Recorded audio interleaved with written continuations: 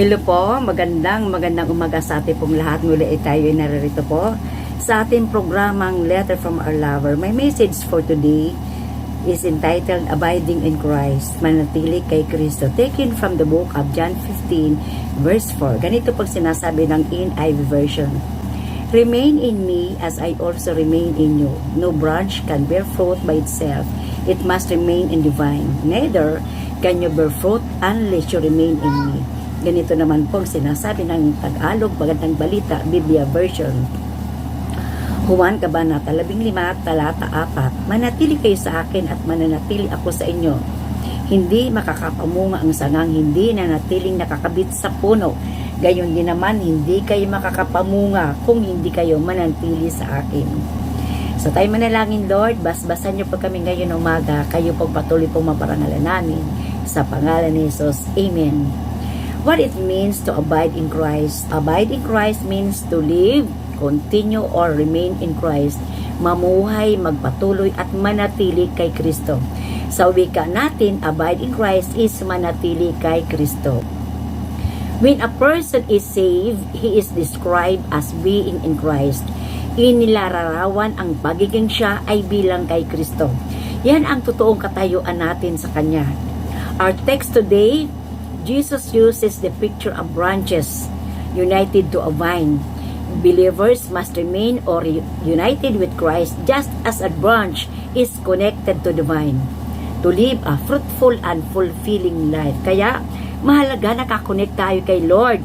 Without this connection, believers are unable to produce anything of lasting value.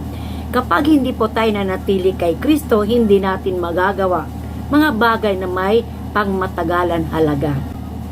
So ngayon pong umaga, talakayin po natin mga ilang bagay bakit mahalaga na tayo manatili kay Lord. Una, upang lumago ang ating spiritual. Ang pananatili natin kay Kristo ay nakakatulong upang lumago, lumalim at tumibay ang ating relasyon sa Diyos. Pangalawa, upang tayo mamunga ng mabuting gawa.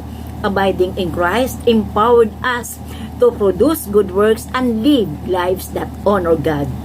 Kapag nasa Panginoon tayo at nananatili tayo sa Kanya, hindi pwede na hindi tayo makakitaan ng mabuting gawa.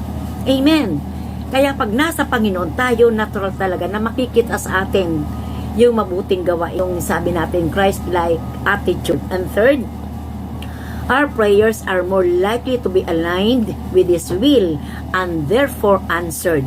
Ang ating mga panalangin ay mas malamang na nakahanay sa Kanyang kalooban o sumasang-ayon sa Kanyang kagustuhan. Kaya nasasagot agad ang ating mga prayer request.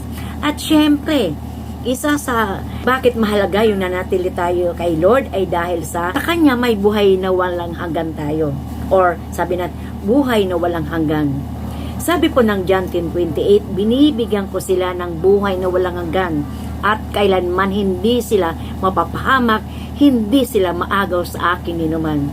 Kaya lagi tayo kay Kristo, wag na tayong hiwalay, wag na tayong umalis, wag na tayong tumalikod. Amen. Sabi dito sa ating binasa kanina sa John 10:28, hindi tayo mapapahamak pag nasa Panginoon po tayo.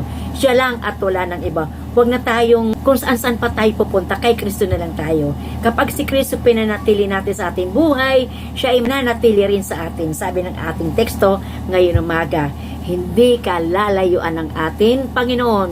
Siya ay nasa tabi mo lagi sa buong buhay mo. So salamat po sa Lord.